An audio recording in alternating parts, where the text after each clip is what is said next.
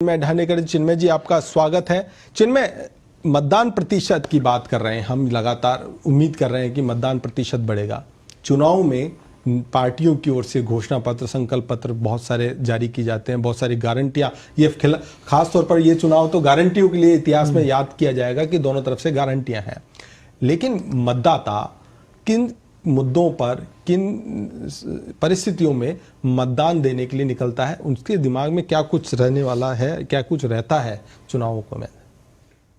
जी नमस्कार। मुझे लगता है कि जिस तरीके से पूरे चुनाव का माहौल देखा जा रहा है, मतदाता के लिए ये बहुत महत्वपूर्ण दिन होता है कि पार्टियां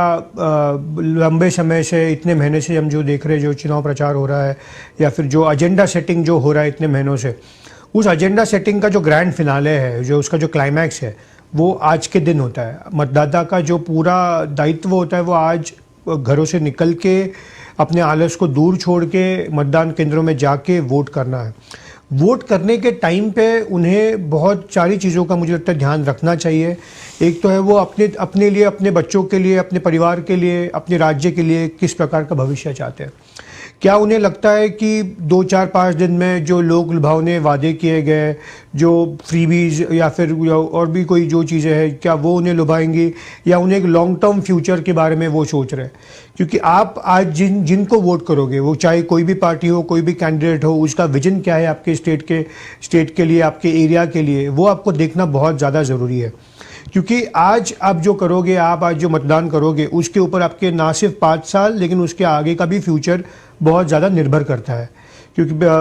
अगर उसमें गलत डिसीजंस लिए जाए, अगर गलत पॉलिसीज़ को इम्प्लीमेंट किया जाए 5 साल, तो इसका खामियाजा भी हमें एक लंबे समय के लिए भुगतना पड़ सकता है। तो इसलिए मैनिफेस्टोज को देखना, किसने क्या वादे किए उसको देखना, और सिर्फ शॉर्ट टर्म नहीं लेकिन लॉन्ग टर्म के बारे में सोचना, ये बहुत ज़्यादा ज़रूरी है। और छोटी छोटी प्रलोभनों के लिए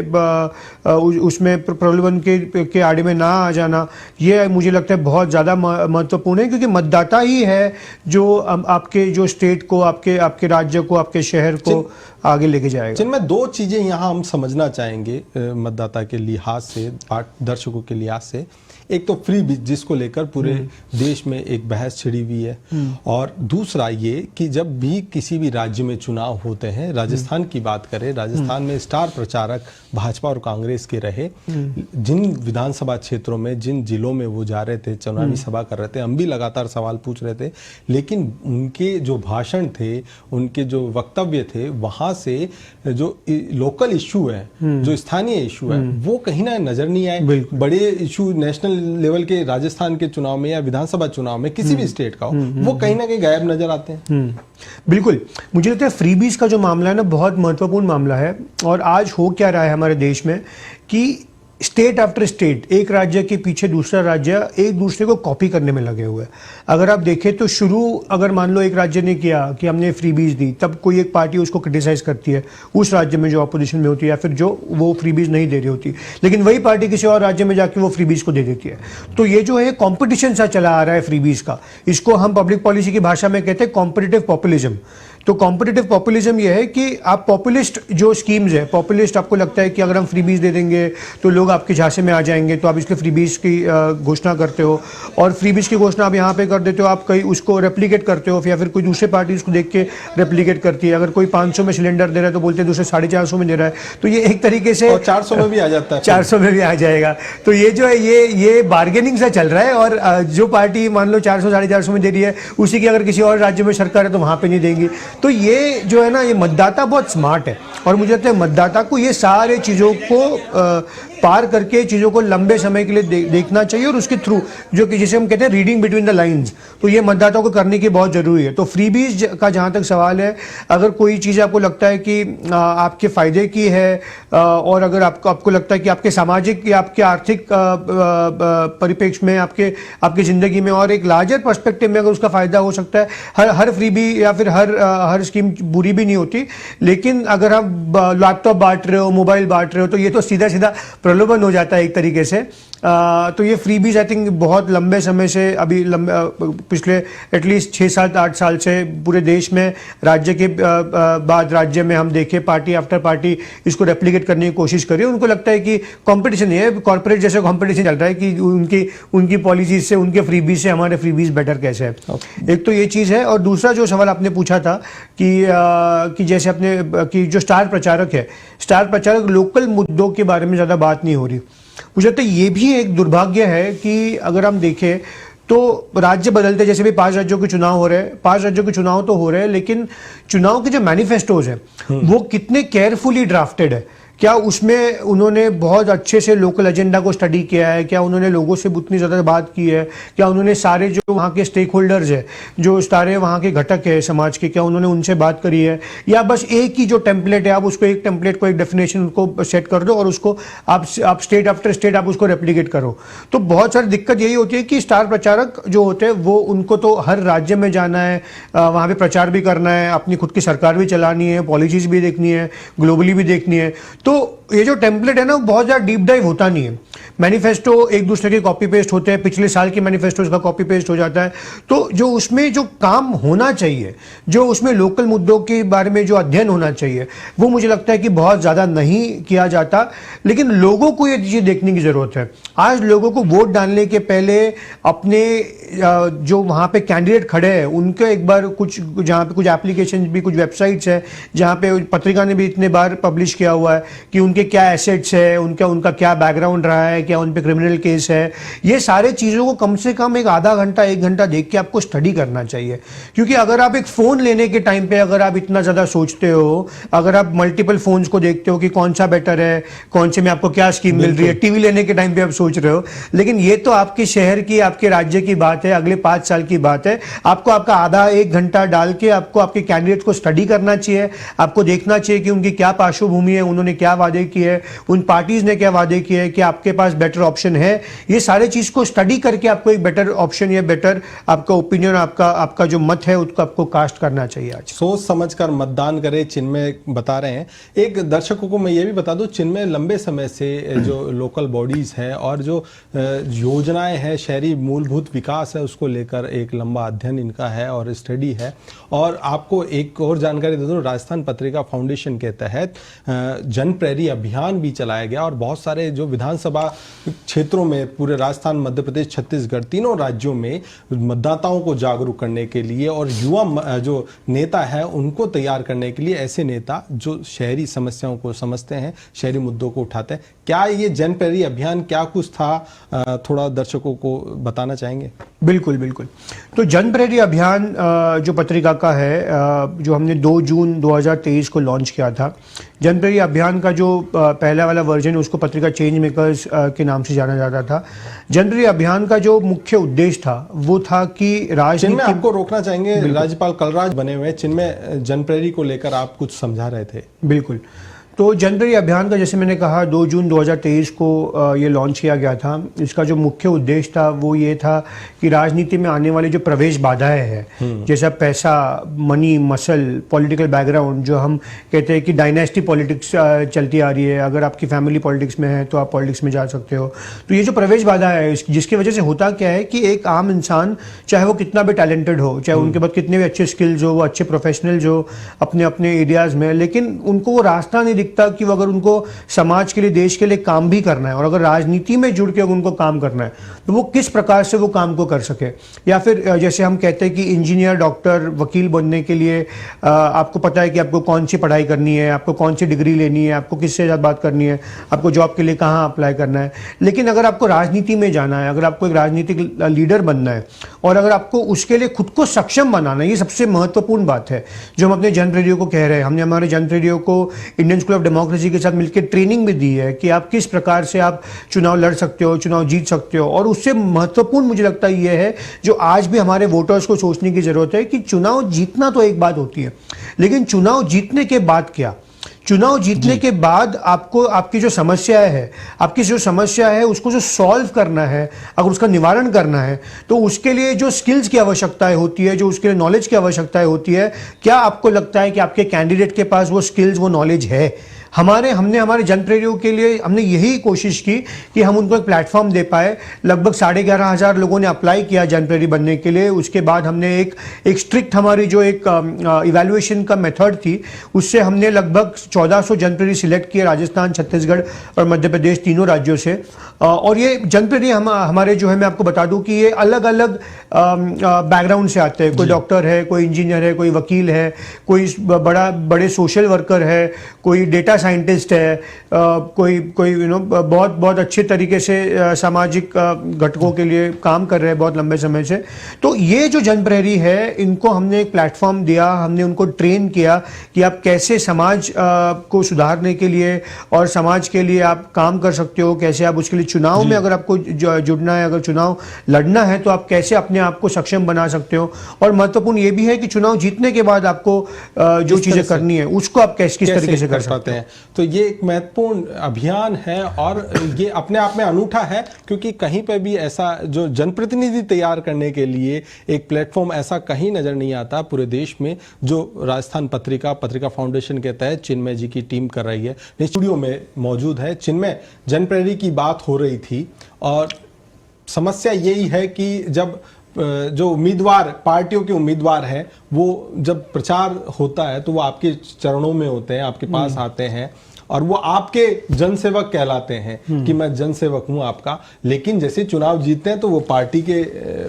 बन जाते हैं, पार्टी की सुनवाई करते हैं, जनता उनके लिए नगण्य हो जाती है। तो ऐसी स्थिति बन रही है। तो ऐसे में जनप्रहरी किस तरह की भूमिका निभा सकते हैं इस सिनेरियो को चेंज करने में?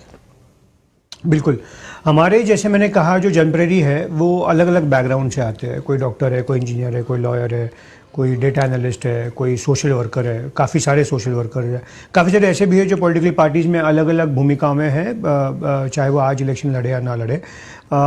जनप्रहरी ऑलरेडी मुझे लगता है काफ़ी हद तक भूमिका निभा रहे हैं इस चुनाव में। जनप्रहरियों ने अलग अलग जगहों पे वोटर अवेयरनेस किया है, स्कूल्स में जाके, कॉलेजेस में जाके,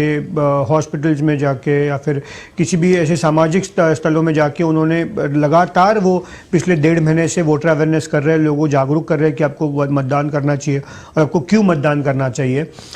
उसके अलावा जनप्रहरियों ने अपने कॉन्स्टिट्यूंसी का भी एनालिसिस किया है, मतलब कि उनके विधानसभा क्षेत्र में जाके उन्होंने लोगों से बात करी और जाना है कि उसमें सबसे बड़ी क्या समस्या है। हमने उनको एक जो फॉर्म लोगों से उन्हें भरवाया था उसमें भी उन्होंने लोगों से जाना कि उनकी क्या समस्या है या कौन सी समस्या को वो किस तरीके से रेट करेंगे। तो आई थिंक अवेयरनेस के मामले में या विधानसभा क्षेत्र के आकलन के मामले में जनप्रहरियों ने ऑलरेडी एक बहुत बड़ी भूमिका निभाई है। और इसके आने वाले समय में मुझे लगता है जनप्रहरी उनमें से सामाजिक कार्यों में तो अपनी भूमिका निभाएंगे ही, लोकतंत्र को सशक्त करने में अपनी भूमिका निभाएंगे। पत्रिका फाउंडेशन के अलग अलग जो अभियान होंगे उस अभियान में भी एक बहुत बड़ी ताकत बन के जनप्रहरी सामने आएंगे। और आज का जो अगर मैं एग्जांपल दूं तो आज जो चुनाव हो रहे हैं कल और आज, तो हमने जनप्रहरी को ये कहा है कि आपको प्रहरी की भी भूमिका निभानी है। आपका नाम ही अगर हमने आपका टर्म ही हमने जनप्रहरी रखा है तो आपको प्रहरी की जो भूमिका जो आपको है जो चुनाव के दरमियान तो आपको बिल्कुल निभानी है। आपको देखना है कि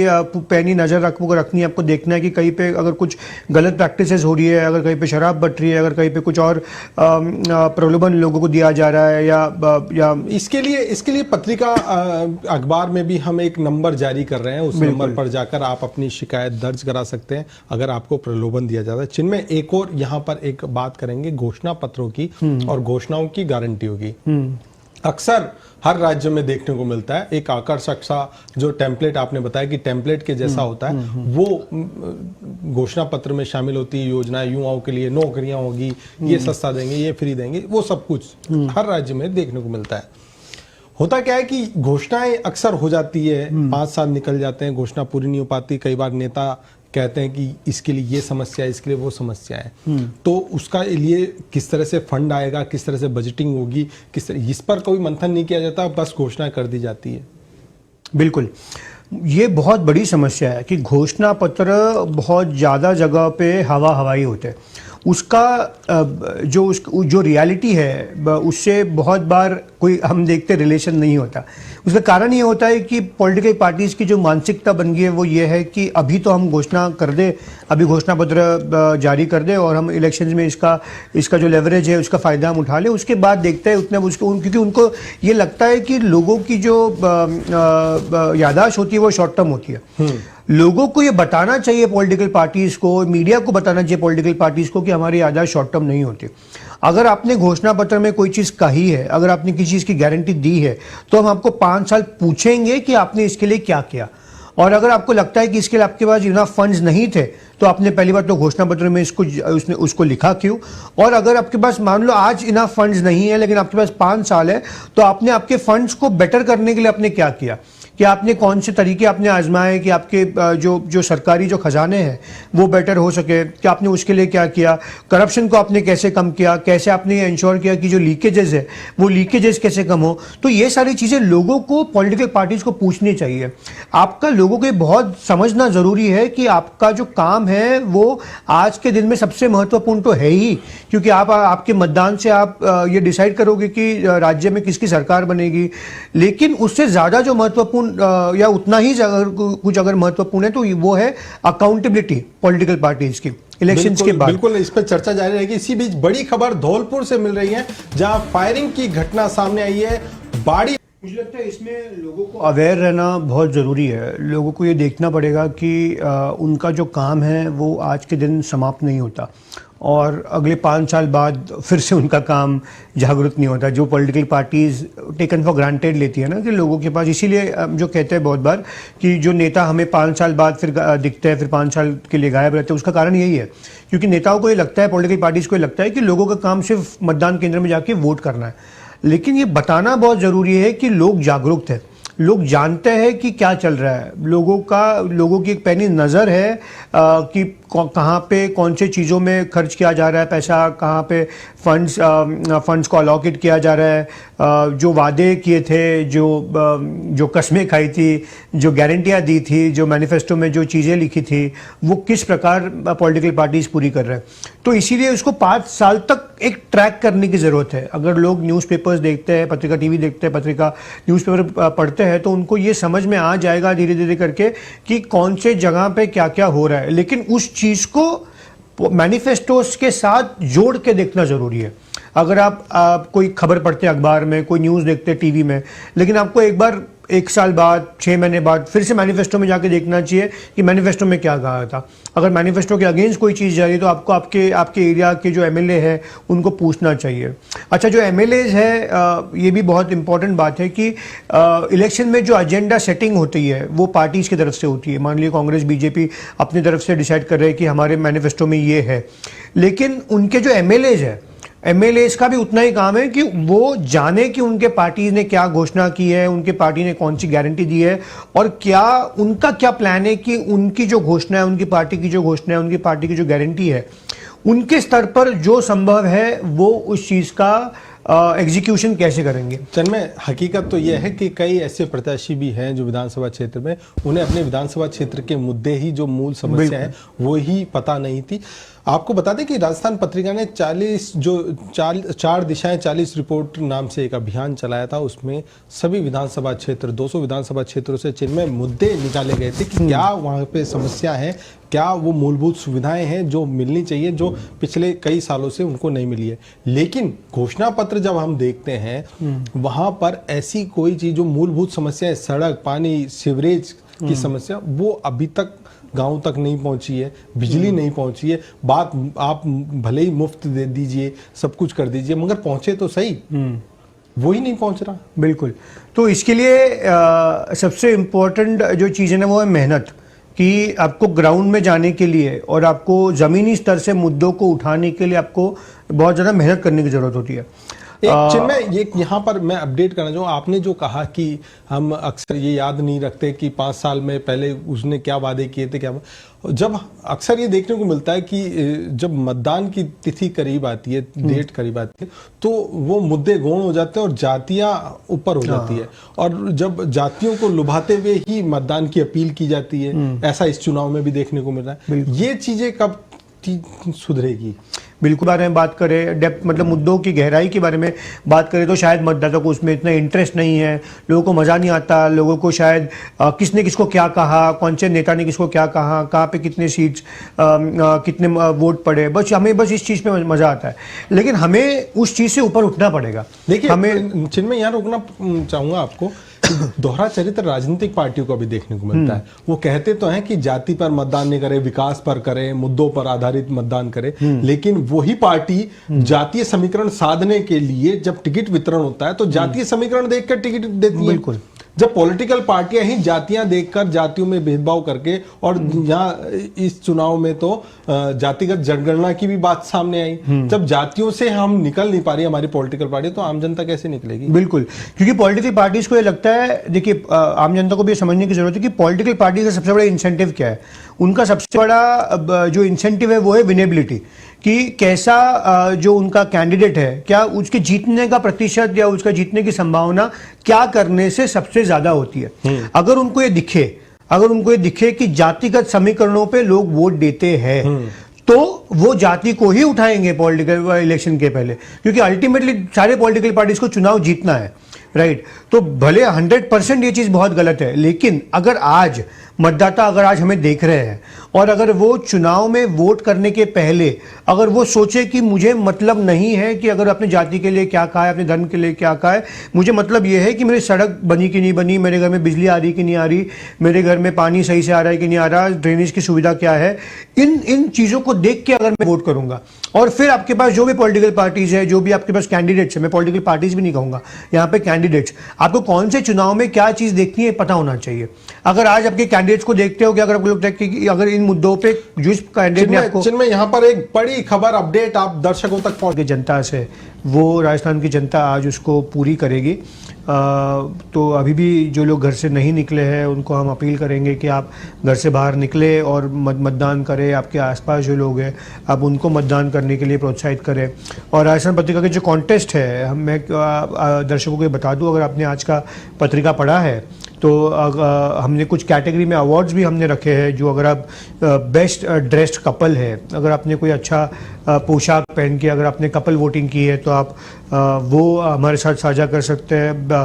best dressed old age voter कई दूसरी कैटेगरी है। एक है best dress first time voter, एक है अतरंगी ड्रेस की भी एक हमने कैटेगरी रखी हुई है कि सबसे अलग तरीके का ड्रेस अगर कोई महिला या पुरुष पहन के मतदान करने जाते हैं, और अगर कोई बेस्ट ट्रेडिशनल या खादी ड्रेस पहन के जाते हैं तो वो अगर लगता है वोटर्स को कि अगर वो इस कैटेगरी में है। ये जो आप कैटेगरी बता रहे हैं उससे जुड़ी हुई तस्वीरें हम आपको लगातार दिखा रहे हैं। बिल्कुल। जो मैं एक बड़ी इंपॉर्टेंट जानकारी दे दूं कि अगर आपको कहीं पे भी लगता है कि आचार संहिता का उल्लंघन हो रहा है, कहीं पे मॉडल कोड ऑफ कंडक्ट का उल्लंघन हो रहा है, अगर आपको दिखे कि कहीं पे हथियारों का प्रदर्शन हो रहा है या कहीं पे ड्रग्स या शराब का वितरण हो रहा है, या अगर कहीं पे धन का वितरण हो रहा है, पैसे का वितरण हो रहा है, या किसी तरीके के प्रलोभन मतदाताओं को आज के दिन भी दिए जा रहे हैं, बूथ कैप्चरिंग अगर कहीं पे हो रही है, तो जो दर्शक है वो हमें 8905444474 पर व्हाट्सएप कर सकते हैं। उसके प्रूफ के साथ फ़ोटो या वीडियो अगर उस एरिया का उनके पास है तो उनके साथ वो हमें व्हाट्सएप कर सकते हैं, और हम अपनी तरफ से पूरी कोशिश करेंगे कि इसको न सिर्फ चुनाव आयोग तक पहुंचाए, हमारे जो लोकल एडिटर्स हैं उनको भी बताएं कि यहाँ पे उनको भी इस चीज़ की जानकारी दे कि अगर कहीं पे किसी भी प्रकार के गलत प्रैक्टिसेस को यूज़ किया जा रहा है। और इसके अलावा मुझे ये भी दर्शकों को बता दूं कि चुनाव आयोग का भी एक ऐप है जिसका नाम है CVigil ऐप, CVIGIL। अगर वो इस ऐप को भी प्ले स्टोर से डाउनलोड करते हैं और अपनी जो समस्या है, अपने जो फ़ोटोज़ है, वीडियोज़ है, अगर उस ऐप पे वो शेयर करते हैं, अगर कहीं पे भी अगर उनको देखें कि मॉडल कोड ऑफ कंडक्ट का वायलेशन हो रहा है, तो चुनाव आयोग ये कहता है कि वो 100 मिनट के अंदर उस समस्या का निवारण कर देंगे। और अगर दर्शक हमारी इस अपील को देखने के बाद अगर CVigil का इस्तेमाल कर रहे हैं, अगर उनको समस्या का निवारण होता है या नहीं भी होता, तो उसका जो स्क्रीनशॉट है वो हमारे साथ जो मैंने नंबर बताया मैं इसको एक बार फिर से रिपीट कर देता हूँ, 8905444474, उस पर वो हमें बता सकते हैं, उस पर स्क्रीनशॉट हमें वो शेयर कर सकते हैं और हम कल भी कोशिश करेंगे कि ये सारी चीज़ों को प्रकाशित भी करें, पत्रिका टीवी में भी हम आपको बताएं कि हमें जो जो समस्या हमारे पास आ रही है वो कैसे सामने आ रही है और उसका निवारण कैसे हो रहा है। देखिए, एक और समस्या जो सामने आ रही है कि इस चुनाव में मतदान के दौरान हमें हमारे रिपोर्टर्स के जरिए कि कई जगह मतदाता सूची से नाम काट दिए गए हैं और वो वोटर्स परेशान हैं कि मतदाता सूची में नाम शामिल नहीं है। उनके लिए पहले भी पत्रिका ने अभियान चलाया था कि अपने बीएलओ से संपर्क करें और अपने मतदाता सूची में अगर नाम है, चुनाव आयोग ने भी एक समय निश्चित किया था कि अगर आपका मतदाता सूची में नाम नहीं है तो अपने बीएलओ से संपर्क करें या ऑनलाइन आवेदन करके आप अपना नाम जुड़वा सकते हैं। उसके बावजूद अब कई मतदाताओं के नाम कटे हुए हैं, क्या कहेंगे? बिल्कुल, मुझे लगता है ये बहुत काफ़ी आज भी हमारे हेल्पलाइन में भी जितने इश्यूज़ आ रहे हैं उसमें से काफ़ी लंबे काफ़ी ज़्यादा संख्या में ये भी इश्यूज़ आ रहे हैं कि हमारा नाम नहीं है, हमारा नाम इस मतदाता सूची में था लेकिन वो काट दिया गया है। तो इसके लिए लोगों को भी ज़रूरत है कि जब इलेक्शन कमीशन पत्रिका इतने लंबे समय से आपको बता रहा है, अगर लंबे समय से हम इसकी अपील कर रहे हैं तो आपको थोड़ा सा आपका टाइम जो है वो खर्च करके इसके पहले एक बार चेक करना चाहिए, एक बार क्रॉस चेक करने की ज़रूरत होती है इलेक्शन के पहले, सिर्फ इलेक्शन के दिन हम जागे ना हो। लेकिन अगर वो ना भी हुआ है तो आज अगर जो जैसे ओम जी आप बता रहे थे कि बीएलओ से अगर संपर्क कर सकते हैं, अगर पॉलिटिकल पार्टीज़ भी उस बूथ पे मौजूद है, अगर उनसे भी आपको कोई किसी प्रकार की कोई सहायता मिल सकती है आपका नाम लिस्ट में जुड़वाने में या फिर उसको फाइंड आउट करने में, तो आपको हर मुमकिन कोशिश करनी चाहिए। अगर आपको बस दिखे कि नाम नहीं है तो बस एक बार, अगर नाम ना दिखे तो बस बैठ के घर वापस जाना इसका सोल्यूशन नहीं है। कम से कम आप एफर्ट करें, आप देखें कि आप कैसे आपका नाम सूची में अगर आ सकता है, या फिर अगर आपसे कोई मिस्टेक हुई है बूथ नंबर के बारे में, सीरियल नंबर के बारे में, तो आप उस चीज़ को चेंज करके, उस चीज़ को चेक करके आप ज़रूर ये प्रयास करें, पूरा अपना एफर्ट करें कि आप मतदान ज़रूर करें। देखिए, जागरूक तो होना ही पड़ेगा अपने नाम के प्रति। अगर आप मतदान करने जा रहे हैं, बहुत समय पहले तक हेल्पलाइन नंबर चुनाव आयोग ने जारी कर दिए थे कि आप अपने नंबर मॉर्निंग आवर्स में ही आपका बढ़ रहा है, तो दोपहर और शाम तक होने में बहुत घंटे बाकी हैं, अभी लोग निकलने बाकी हैं। और मुझे लगता है सीज़न भी इस पर बहुत बड़ा भूमिका निभाएगा, क्योंकि अभी सीज़न थोड़ा जो मौसम है थोड़ा सुहाना है। अगर हम देखें, सुबह अच्छी खासी ठंड थी और दिन जैसे जैसे आगे जाएगा वैसे भी टेम्परेचर 25-26 डिग्री के पार नहीं होगा। तो आई थिंक बहुत अच्छा टाइम है लोगों को वोट करने का, बाहर जाने का, और अपने साथ साथ अपने परिवार के साथ साथ अपने आसपास के लोगों को मोटिवेट करने का कि वो वोट करें। और उम्मीद है कि शाम आते आते हम ये कह रहे होंगे कि ओम जी, हमने सारे रिकॉर्ड तोड़ दिए पिछले, और हमने 80% तो आज टूटने वाले हैं, मतदान कर दिया है। रिकॉर्ड तो टूटने वाले हैं, क्योंकि जो मतदान केंद्रों पर जो जिस तरह से उत्साह लोगों में देखने को मिल रहा है, मतदाताओं में, खासतौर पर महिला मतदाताओं की बात कर रहे हैं हम, लगातार तस्वीरें आप तक पहुंचा रहे हैं कि किस तरह से जो ग्रामीण क्षेत्र है या शहरी क्षेत्र है वहां पर लंबी लंबी कतारें महिला पुरुष से ज़्यादा महिलाओं की देखने को मिल रही है। और हाँ, ये ट्रेंड रहा है राजस्थान में कि महिलाओं मतदाताओं के जो प्रतिशत है वो ज़्यादा ही रहता है। 1% ज़्यादा महिला मतदाताओं ने पिछली बार मतदान किया था और इस बार भी उम्मीद की जा रही है कि जो महिलाएं हैं वो पुरुषों से ज़्यादा मतदान करने पहुँचेगी। जिनमें यही कारण है कि जो फोकस जो रहता है पॉलिटिकल पार्टियों का वो महिला मतदाता और उनसे जुड़ी हुई स्कीम, चाहे उज्ज्वला की बात करें या डायरेक्ट ट्रांसफ़र की बात करें कैश की, तो ये महिलाएं ही केंद्र में रहती है। ये रिसर्च भी बताता है ओम जी, अगर आप देखें थोड़ा सा जो रिसर्च हुआ है कि अलग अलग घटक जो है वो कैसे वोट करते हैं, ये बहुत बार देखा गया है अलग अलग रिसर्च के द्वारा कि महिला हेल्थ पे हो या एजुकेशन पे हो बहुत ज़्यादा वोट करती है, या जो डायरेक्ट ट्रांसफ़र की जो योजना है, या फिर बहुत सारी योजनाओं में जैसे फैमिली की जो फीमेल हेड होती है उनको उसका बेनिफिशियरी बनाया जाता है, तो उसका भी बिल्कुल उसका असर बिल्कुल पड़ता है वोटिंग परसेंटेज में। और जो पॉलिटिकल पार्टीज़ का जो फ्यूचर है उस क्षेत्र में, उस राज्य में, उस पर जो चाहे वो सिलेंडर की बात हो या चाहे वो कोई और ऐसी बात हो जो डायरेक्टली अफेक्ट करने वाला है वोटर उसकी रसोई को, उसको रसोई, बिल्कुल बिल्कुल। और लेकिन ओम जी ये बहुत महत्वपूर्ण है कि आज महिलाओं को जो पॉलिटिकल पार्टीज देखा जिस तरीके से जाता है वो एक वोट बैंक की तरह बहुत बार देखा जाता है, इसीलिए वो उनके जो मैनिफेस्टोज में उनके जो वादे हैं उस हिसाब से होते हैं। लेकिन आने वाले सालों में होपफुली 5 साल के बाद पॉलिटिकल कॉन्टेस्टेशन में भी महिलाओं का उतना ज़्यादा रोल होने वाला है। स्पेशली जो 33% वाला जो जजमेंट है या फिर जो लॉ है वो, उस लॉ के बाद अगर हम देखें तो महिलाओं का राजनीति में हिस्सेदारी जो है वो कंटेस्टेंट्स के रूप में भी उतनी ज़्यादा देखी जाएगी जितनी उनका आज इम्पोर्टेंस एक वोट बैंक के रूप में है। तो जो वोट अगर महिलाएं शिक्षा को लेकर, स्वास्थ्य को लेकर करती है तो उम्मीद ये भी है कि महिलाएं जितने ज़्यादा राजनीति में आएंगी, जितने ज़्यादा इलेक्शन कंटेस्ट करेंगी, जितने ज़्यादा इलेक्शन जीतेंगी, तो जो हमारे पॉलिसीज़ है वो पॉलिसीज़ भी उसी लाइन्स पे बनेंगी आने वाले समय में। लेकिन उसकी जो शुरुआत है वो इस चीज़ से बहुत ज़रूरी है कि जो एक लोकतंत्र की मुख्य धारा जिसे हम कहते हैं उससे महिलाओं को जोड़ना बहुत ज़्यादा ज़रूरी है। और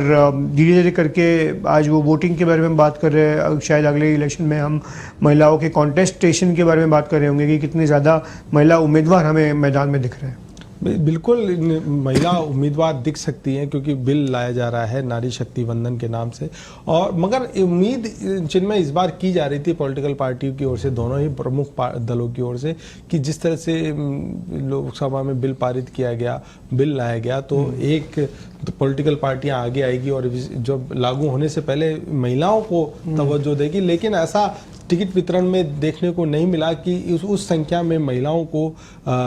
टिकट दिया गया हो। ये बहुत दुर्भाग्यपूर्ण है ओम जी। अगर हम देखें बहुत बार अगर कोई चीज़ का कानून बन गया है तो कानून जब तक वो फोर्सफुली एनफोर्स ना किया जाए तब तक शायद उस पर एक्शन नहीं लिया जाता। अगर हम देखें कि पॉलिटिकल पार्टीज़ का, जैसे मैंने पहले भी कहा था कि उनका सबसे बड़ा जो इंसेंटिव होता है वो इलेक्शन जीतना, तो उनका पूरा जो ध्यान होता है वो विनेबिलिटी पे होता है कि आप इलेक्शन कैसे जीत सकते हैं। और अगर उनको लगे कि वहाँ पे अगर मैं जो महिला कैंडिडेट वहाँ पे है शायद वो विनेबल नहीं है या वो इलेक्शन नहीं जीत पाएंगे,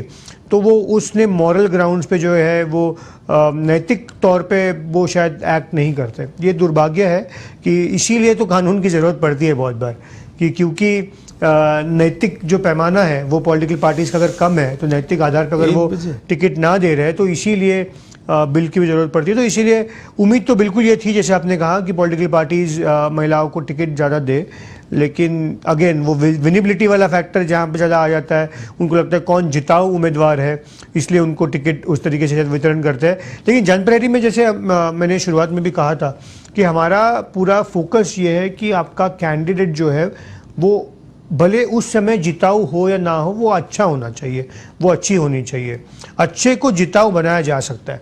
लेकिन अगर जिताऊ अच्छा ना हो तो ये दिक्कत वाली बात होती है। तो लोगों को भी यही देखना पड़ेगा कि जब वो वोट करने जाए तो आपका कैंडिडेट भले वो जिताऊ हो ना, अगर आपका कैंडिडेट जीते नहीं तो इसका मतलब ये नहीं कि आपका वोट वेस्ट हो जाता है। इसका मतलब ये भी है कि आप पॉलिटिकल पार्टीज़ को अगले बार उन पैरामीटर्स पे सोचने के लिए मजबूर करते हो। बहुत महत्वपूर्ण बात आपने कही कि अगर अच्छे उम्मीदवार को जिताऊ बनाया जा सकता है, मगर उम्मीदवार अगर सही नहीं है तो उसको सही नहीं किया जा सकता है। तो ये नहीं कि सब कुछ आपके हाथ में है। आज वो मौका है जो चिन्मय लगातार जिस बात के लिए कह रहे हैं, जिस मुद्दे पर बात कर रहे हैं, वो मौका है आपके हाथ में कि आप आज जाएं और लोकतंत्र के इस उत्सव में अपनी आहुति दें और मतदान करें और मतदान के जरिए सही उम्मीदवार, सही पार्टी का चयन करें। तो लगातार पत्रिका टीवी पर आपको तक अपडेट पहुंचा रहे हैं और हमने आपको 2018 के जो मतदान प्रतिशत है वो भी बताया, 2000 और 2023 का जो वर्तमान में चल रहा है, पिछले 2-2 घंटे के टर्नआउट, वोटर टर्नआउट आपको दिखाए किस तरह से मतदान धीरे धीरे बढ़ता हुआ नजर आ रहा है और मतदाताओं में जिस तरह का उत्साह देखने को मिल रहा है। चिन्मय, यहाँ पर अगर बात करें इसके बाद जो 5 राज्यों में जो चुनाव हुए हैं, तेलंगाना में चुनाव होंगे, राजस्थान में, मध्य प्रदेश में, हर राज्य में अलग सिनेरियो होता है, अलग मुद्दे होते हैं, लेकिन इस बार सेम एक जैसे मुद्दे यहाँ पर राज्यों में नज़र आते हैं घोषणा पत्रों में। बिल्कुल, जैसे मैं कह रहा हूँ कि जो टेम्पलेट है वो टेम्पलेट फिक्स हो गया है कि जो लोकल मुद्दों के उठाने के लिए या उसका अध्ययन करने के लिए जो मेहनत की जानी चाहिए आइडियली शायद वो उतनी मेहनत नहीं की जाती है। और अगर कहीं पे एक फार्मूला चल जाए तो पॉलिटिकल पार्टी उसको बस कॉपी करने में लगी होती है, जो बहुत बार ये देखा गया। ओम जी, आज कल का अगर आप चुनाव देखें, अब पिछले कुछ सालों से जो हम देख रहे हैं कि स्टेट आफ्टर स्टेट, चाहे वो कोई भी राज्य हो, वहाँ पे ये देखा गया है कि पार्टीज एक दूसरे को काफ़ी ज़्यादा कॉपी करने लगी है। अगर आप देखें तो रिएक्टिव पॉलिटिक्स एक तरीके से हम कह रहे हैं, पार्टीज कोई भी पार्टी हो, चाहे कांग्रेस हो, बीजेपी हो, आम आदमी पार्टी हो, कोई भी पार्टी हो, वो रिएक्टिव पार्टी पॉलिटिक्स में लग गई है। अगर कहीं पे कोई एक पार्टी किसी एक मुद्दे को लेके शुरू करे, जहाँ पे फ्री बीच की जब शुरुआत हुई थी, तब जहाँ पे फ्री बीच की शुरुआत हुई थी वहाँ पे तो अपोजिशन पार्टीज़ ने उसको क्रिटिसाइज़ किया था, लेकिन दूसरे राज्य में जाके खुद ही वो चीज़ को इम्प्लीमेंट कर दिया, खुद ही वो चीज़ को उनके मैनिफेस्टो में डाल दिया। तो ये कहीं ना कहीं मुझे लगता है लोकतंत्र के को अगर हम देखें एक बड़े परिप्रेक्ष्य में अगर हम इस चीज़ को देखें तो कहीं ना कहीं ये इतनी हेल्दी प्रैक्टिस नहीं है। ये मुझे लगता है एक जो रॉन्ग प्रैक्टिस है, रॉन्ग प्रेसिडेंट जिसे हम कहते हैं, ये सेट करने का की बात हो सकती है। इसीलिए जनता का भी ये काम है, मीडिया का भी ये काम है कि हम जागरूक रहे और हम उन गलत फॉर्मूलाज को जीतने ना दें। कि अगर गलत फार्मूला से कोई भी पॉलिटिकल पार्टी अगर उससे चल रही है और अगर आपको लगता है कि आपके देश के हित में वो नहीं है, आपके समाज के, आपके राज्य के हित में अगर वो नहीं है, तो आपको उस फार्मूला को वहाँ ब्रेक करना बहुत ज़रूरी है। क्योंकि अगर आप आज उसको वहाँ ब्रेक नहीं करोगे, अगर आप ये सोचोगे अगर मैं किसी इंडिपेंडेंट को वोट दे दूंगा, नोटा कर दूंगा तो मेरा वोट वेस्ट हो जाएगा, तो वो वेस्ट नहीं होता। क्योंकि अगर आपने गलत प्रैक्टिसेस को वोट नहीं किया है कहीं पे भी अगर हो, तो अगले बार कम से कम पॉलिटिकल पार्टी उस बारे में सोचेगी और जो ट्रेंड्स नए चले आ रहे हैं वो ट्रेंड शायद कंटिन्यू हमारे लोकतंत्र में ना हो। जिनमें एक और यहाँ पर हम चर्चा कर रहे हैं तो आ गई बात उसमें कि हिंदुस्तान में जो चुनाव होते हैं, भारत में जो चुनाव होते हैं, वहाँ पर एक अगर चुनाव है, चुनावी राज्य में या फिर केंद्र में अगर चुनाव है, तो पॉलिटिकल पार्टी के स्टार प्रचारक या बड़े नेता वो आते हैं, चुनावी जनसभा करते हैं, तमाम घोषणाएं करते हैं, एक दूसरे पर आरोप प्रत्यारोप करते हैं। लेकिन मुद्दे आधारित डिबेट जैसे हमें अमेरिका के चुनाव में देखने को मिलती है कि वहाँ पर प्रत्याशियों के बीच में जो उम्मीदवार हैं वो खुद जाते हैं और एक मुद्दों पर आधारित बातचीत करते हैं और एक स्वस्थ डिबेट वहाँ पर देखने को मिलती है। ऐसा कुछ जो हमें विधानसभा या लोकसभा चुनाव में देखने को नहीं मिलता। बिल्कुल, मुझे ओम जी बहुत बार ये लगता है कि विधानसभा चुनाव में या लोकल भी जो इलेक्शंस होते हैं, मुझे लगता है वहाँ पे स्टार प्रचारक की ज़रूरत ही नहीं पड़नी चाहिए। बहुत बार मुझे ऐसा लगता है, क्योंकि अगर आप मान लीजिए आज मध्य प्रदेश है, राजस्थान है, तो मध्य प्रदेश के मुद्दे अलग है, राजस्थान के मुद्दे अलग है, छत्तीसगढ़ के मुद्दे अलग है, तेलंगाना के अलग है, और इन राज्यों के मुद्दों का आपस में कनेक्शन शायद इतना नहीं है, बहुत बार नहीं हो रहे। कुछ मुद्दे होंगे जो कॉमन होंगे, लेकिन अगर हम देखें तो प्रचारक क्योंकि सब जगह सेम होते हैं और उनको, जैसे मैंने शुरुआत में भी कहा था कि स्टार प्रचारकों को हर राज्य में जाके प्रचार भी करना है, अपनी पार्टी को जिताना भी है, सरकार भी चलानी है, एक्सटर्नल अफेयर्स भी देखना है। तो उस वजह से होता यह है कि आपका जो ध्यान होना चाहिए लोकल मुद्दों पे वो नहीं होता और आप ध्यान एक तरीके से लोगों का, मीडिया का, जनता का डाइवर्ट हो जाता है, डाइवर्ट हो जाते हैं। और कई बार ऐसे होते हैं कि जो स्टार प्रचारक जब आते हैं तो यही कारण है कि जो मुद्दे हैं वो कहीं ना कहीं गौड़ नजर आते हैं। इस बार वापस से लौटते हैं, मतदान प्रतिशत जिस तरह से देखने को मिल रहा है उसका कितना असर रिजल्ट पर नजर आ सकता है? बिल्कुल, मुझे लगता है रिजल्ट पे मतदान प्रतिशत का असर काफ़ी हद तक देखा गया है कि बहुत सारे स्टेट्स में नज़र आता है, स्पेशली जब ये कहते हैं कि अगर मतदान प्रतिशत अगर आपका काफ़ी ज़्यादा है तो आपका एक परिवर्तन की जो लहर है वो लहर अगर होती है काफ़ी स्टेट्स में। राजस्थान में भी जो लोग कुछ दिन पहले कह रहे थे कि ऐसे कोई हवा नहीं देखने मिल रही है, कोई माहौल नहीं दिख रहा, मुझे लग रहा है कि इस बार जो हमारे जो मतदाता साइलेंट यहाँ नजर आया, राजस्थान की बात करें, ना तो इतने बैनर पोस्टर नजर आए, ना ही चुनावी नारों का शोर नजर आया। नहीं तो अक्सर हर चुनाव में ये होता है कि कोई ना कोई नारे गढ़ लिए जाते हैं, स्थानीय स्तर पर भी, राज्य स्तर पर भी, जहां पर नारों का शोर सुनाई देता है। लेकिन इस बार गली मोहल्लों में भी ऐसे नारे नजर नहीं आए। क्या कारण मानते हैं कि क्या मतदाता मौन होने का कारण क्या है कि वो इतनी हिस्सा नहीं ले रहा है या चुपचाप साइलेंट होकर वो अपने मताधिकार का प्रयोग कर रहा है? मुझे लगता है ओम जी मतदाता काफ़ी स्मार्ट हो गया। मतलब अगर आप देखें तो हम भी चर्चा कर ही रहते हैं कुछ दिन पहले हमारे उस साथियों के साथ भी कि अगर जैसे आप कह रहे थे कि माहौल नहीं दिख रहा, वो हवा नहीं दिख रही, वो शोर नहीं दिख रहा, लेकिन उस शोर के शायद हमारा अगर मतदाता अगर उसके ऊपर चला गया है तो ये बहुत अच्छी बात हो सकती है। मतदाता को ये पता है कि क्योंकि इतने साल में वो इतने साल से वोट कर रहे हैं, इतने सारे इलेक्शन आते हैं, 3 तो इलेक्शन आती है, नगर निगम के होते हैं, आपके नगर निकाय के, पंचायत के इलेक्शन होते हैं, विधानसभा होता है, लोकसभा होता है, तो कौन से इलेक्शन में कौन से इलेक्शन चलते रहते हैं, तो इसीलिए आपको कौन से मुद्दों को देख के वोट करना है मतदाता को बहुत अच्छा पता है। मुझे बहुत बार ये भी लगता है कि बहुत सारे मीडिया में भी दिखाया जाता है कि ये जो 5 राज्यों के चुनाव है वो सेमीफाइनल है, फाइनल के पहले। मैं बहुत बार इस चीज़ को नहीं मानता, क्योंकि मुझे लगता है कि मतदाता जानता है कि मुद्दे लोकसभा चुनाव के अलग है, मुद्दे विधानसभा चुनाव के अलग है, मुद्दे नगर निकाय के चुनाव के अलग है, तो उसको डिफरेंशिएट करना मतदाता मुझे लगता है अच्छे से समझ गया। पॉलिटिकल पार्टी इसको बहुत बार डिफरेंशिएट नहीं कर पाती जितना तक मुझे लगता है मतदाता करता है, कि मतदाता अगर जान गया कि चलो मुद्दे अलग हैं, लेकिन पॉलिटिकल पार्टी जो कहते हैं वो टेम्पलेट सेम यूज़ करती है, यहाँ का आरोप वहाँ लगाते हैं, इस स्टेट का एग्जाम्पल उस स्टेट में दे देते हैं। तो आई थिंक ये पॉलिटिकल पार्टीज़ को मतदाता से सीखने की ज़रूरत है कि आप कैसे हर चुनाव को अलग करके देखें, और हर चुनाव के जो मुद्दे हैं, उस चुनाव के मुद्दों के ऊपर ही आप चुनाव लड़ें और चुनाव जीतने का प्रयास करें, और इंडिपेंडेंट। और लेकिन मुझे एक चीज़ इसमें ज़रूर लगती है मुझे कि जितना मतदाता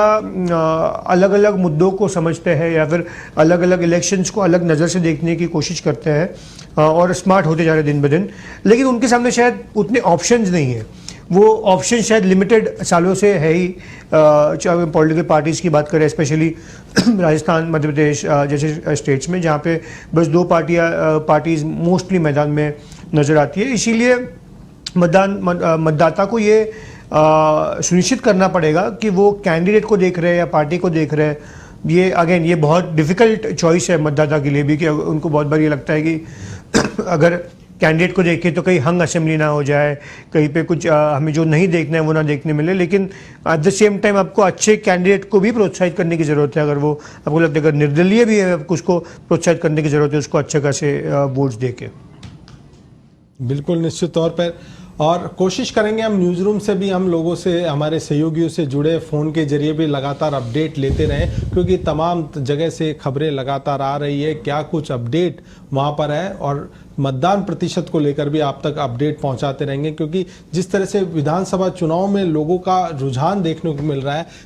और मतदान प्रतिशत जो बढ़ा हुआ मतदान प्रतिशत है, वो एक इंगित कर रहा है कि इस बार मतदान प्रतिशत राजस्थान का ओवरऑल रिकॉर्ड तोड़ने वाला है पिछले कई सालों का, क्योंकि पिछली बार भी रिकॉर्ड एक तरह से कह सकते हैं ज़्यादा मतदान था, और इस बार उसका भी रिकॉर्ड टूटने वाला है। चिन्मय, जो हम बात कर रहे थे शुरुआत में कि जो पॉलिटिकल पार्टियां हैं चुनावी घोषणा पत्र जारी करती हैं और एक जैसा कॉपी पेस्ट करती हैं, और सब कुछ है पब्लिक डोमेन में। राजस्थान पत्रिका भी अपनी भूमिका निभाता है, पिछले घोषणा को भी याद दिलाता है जनता, क्योंकि जनता के भूलने की एक बीमारी है कि किस पार्टी ने क्या घोषणा पत्र था, यही उसे नहीं पता, और खुद पॉलिटिकल पार्टियों को भी नहीं पता होता है कि उनके घोषणा पत्र में कि पिछली बार क्या योजना थी। ऐसे में राजस्थान पत्रिका एक महत्वपूर्ण जिम्मेदारी निभाता है और जनता को ये बताता है कि किस पार्टी ने क्या घोषणा की थी और कितनी उसमें से पूरी हुई और कितनी बाकी रह गई। इसके बावजूद भी जब मतदान होता है, पोलिंग बूथ पर जब जाता है आदमी, तो अपनी जात, समाज, स्थानीय, बाहरी, ये सब चीज़ों पर वो कहीं ना कहीं भटका हुआ नज़र आता है। बिल्कुल, ये दुर्भाग्यपूर्ण है अगेन ओम जी। मुझे लगता है मतदाता को ये उससे ऊपर उठने की ज़रूरत है। जात पात, धर्म, स्थानीय आपकी आइडेंटिटी, जैसे मैंने कहा कि काफ़ी बार ये कहा जाता है कि आपकी आइडेंटिटीज़ अलग अलग चुनाव में, अलग अलग कॉन्टेस्ट के हिसाब से, अलग अलग परिप्रेक्ष्य के हिसाब से आपकी आइडेंटिटीज़ को उठाया जाता है पॉलिटिकल पार्टीज़ के थ्रू, और कोशिश की जाती है कि आपके उन आइडेंटिटीज़ पे वोट मांगा जाए। लेकिन ये चेंज होने की बहुत ज़्यादा ज़रूरत है। लोगों को ये समझना पड़ेगा कि उन आइडेंटिटीज़ के बियॉन्ड, उनके जात के, उनके धर्म के, उनके जो प्रांत मतलब उनकी जो क्षेत्रीय आइडेंटिटी है, उसके बियॉन्ड है आपका फ्यूचर, आपके अगले 5 साल, आपके 10 साल, आपके बच्चों का फ्यूचर, आपके आने वाले जनरेशन्स का फ्यूचर। तो आपको ये देखना पड़ेगा, आपको थोड़ा सा आपका टाइम डालना पड़ेगा। जैसे हम इस पे बात कर ही रहे ओम जी कि अगर आपको एक फ़ोन खरीदना है, अगर आपको 10 रुपये की कोई वस्तु खरीदनी है तो आप 2-4 जगह पे जाते हो, ऑनलाइन 100 रुपये का कोई शॉपिंग कर रहे हो तो देखते हो अच्छा इस वेबसाइट पे क्या आ रहा है, उस वेबसाइट पे क्या आ रहा है, कौन ज़्यादा फीचर्स, किस में ज़्यादा फीचर्स है, कहाँ पे ज़्यादा डिस्काउंट है। तो ये तो आपके फ्यूचर की बात है। अगर यहाँ पे अगर आपने गलत चॉइस ले ली तो शायद शिक्षा की व्यवस्था अच्छी ना हो, शायद स्वास्थ्य की व्यवस्था अच्छी ना हो, चाहे आपको जो चीज़ मैटर करते हैं वो चीज़ आपके अगेंस्ट जाए। तो आपको ये सारी चीज़ों को देखना है, आपको उसका थोड़ा सा